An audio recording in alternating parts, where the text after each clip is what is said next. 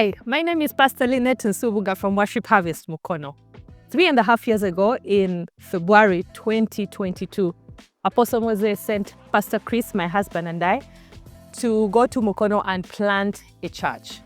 Now, before we went to plant this church, I'd always been that leader who was hiding behind her husband in everything to do with shepherding people. In my mind, I was always the pastor's wife. While I served on the worship team, I was that person who was hiding behind equipment, like Apostle was teaching us in the anointing service last Sunday. In growing up, my mother had taught us two things that we had again and again and again.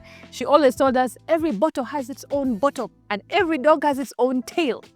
And then when we were being taught about shepherding, we were being told that we have to mind other people's businesses. And yet I knew how to lead myself. So everyone should be leading themselves. Because in my mind, I'm thinking, you're an adult. Why can't you tithe? Why can't you pray?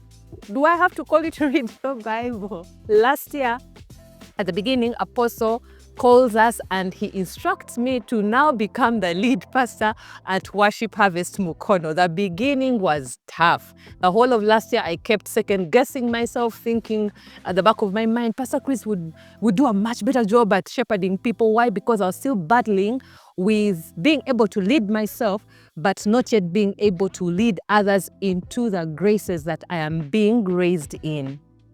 But things have changed now. We've planted 3 churches: WHMukono City, WHM Ntao, and WHM Kabembe.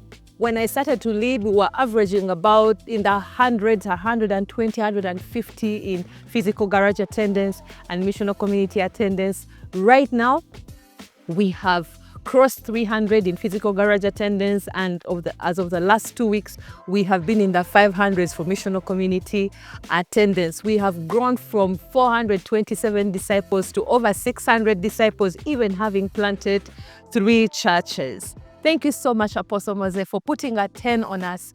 Thank you, Pastor Ari, for mentoring me and discipling me and helping me in the background. I'm always in your inbox asking, how do I deal with this? How do I deal with that?